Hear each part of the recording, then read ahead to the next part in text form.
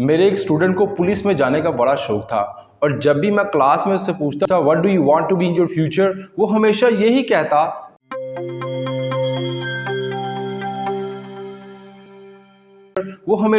कहता 7वीं क्लास में बैठकर कहता कि सर मैं पुलिस में जाऊंगा। फिर उसने इवन मैट्रिक किया। मैट्रिक करने के बाद इंटरमीडिएट के उसने पेपर दिए, उसमें भी कामयाब रहा और उसके बाद पुलिस की वैकेंसीज ओपन हुई, पुलिस में उसने अप्लाई किया। अनफॉर्चुनेटली वो उसमें सेलेक्ट ना हो पाया। फिर जब दोबारा पुलिस की वैकेंसीज ओपन हुई उसमें फिर उसने अप्लाई किया, लेकिन कुछ वजूहात की बिना पर वो सिलेक्ट ना हो पाया। एक दिन यूं ही वो मुझसे मिलने आया तो मैंने उससे पूछा कि भाई तुम्हारा क्या बना। कहता सर बात ना करें, मैं नहीं पुलिस में जाना चाहता। बोला सर दो चीज़ें हैं, एक रिश्वत, दूसरा सिफारिश।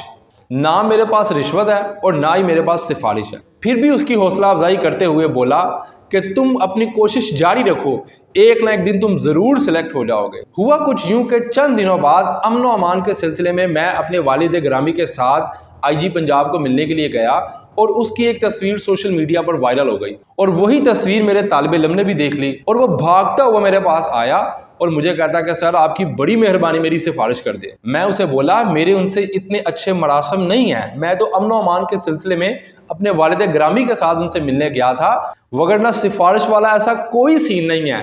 लेकिन वो मुझे फोर्स करता रहा, मैं उसको टालता रहा।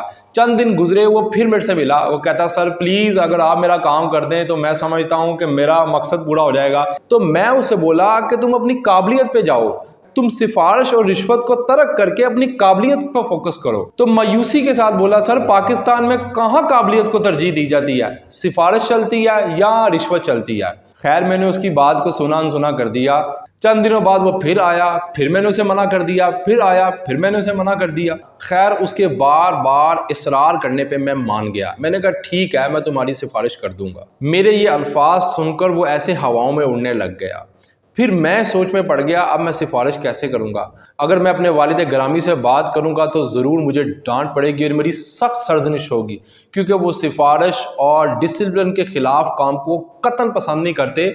वतीरा तो मेरा भी यही था, लेकिन वो तालिब इल्म ने मुझे इतना मजबूर किया, इतना मुझे बार बार उसने कहा तो मैं उसको हामी भर बैठा। उसी साल फिर पुलिस की वैकेंसीज ओपन हुई, उसने उसमें अप्लाई किया।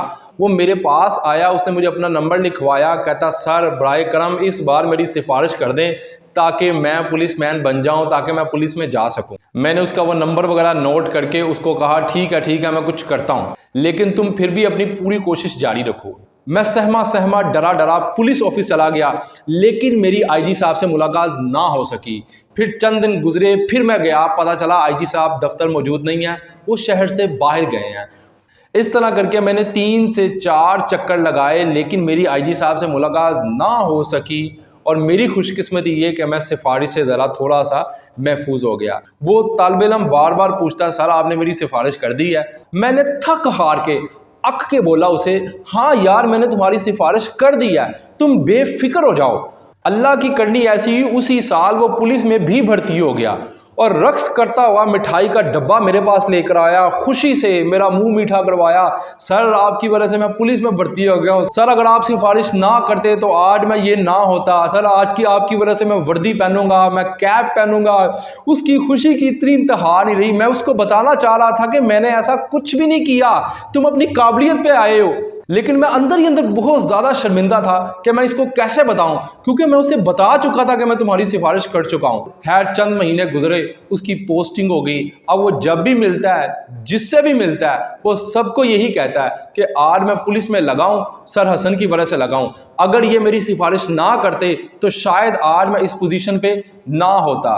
फिर मैं सोच में मुब्तला हो गया कि अल्लाह तबारक व तआला कितना गफूर रहीम है कि वो हमारे ऐबों पे पर्दे डाले हुए है और दुनिया की नज़र में किस हद तक अल्लाह तबारक व तआला हम गुनाहगार इंसानों को मोतबर बनाए हुए हैं। अब मज़ेदार बात यह है वो बीए कर चुका है और प्रमोशन के लिए पिछले 1 साल से मेरे पीछे पड़ा है। अब उस खुदा के बंदे को मैं कैसे समझाऊं कि मैं नहीं था, हत्ता कि मैं उसके सामने कन्फेस भी कर चुका हूं कि मैंने कोई सिफारिश नहीं की, लेकिन वो मेरी बात सुनने और मानने के लिए कतन तैयार नहीं। कहता आप ही थे, आप ही ने मेरी सिफारिश की। उस दिन के बाद मैंने ये नतीजा अखज़ किया कि कोई भी काम दुनिया में अगर आपकी बसात में है तो उसकी हामी भरें। कोई आपको जितना मर्जी फोर्स करे, जितना मर्जी मजबूर करे, वो काम जो आपके हाथों में नहीं है कभी भी उसकी हामी मत भरें। चिट्टा इनकार कर दें, मगर कभी भी वो काम ना करें जिससे आप बाद में खुद तंग हों, आपको खुद परेशानी का सामना करना पड़े।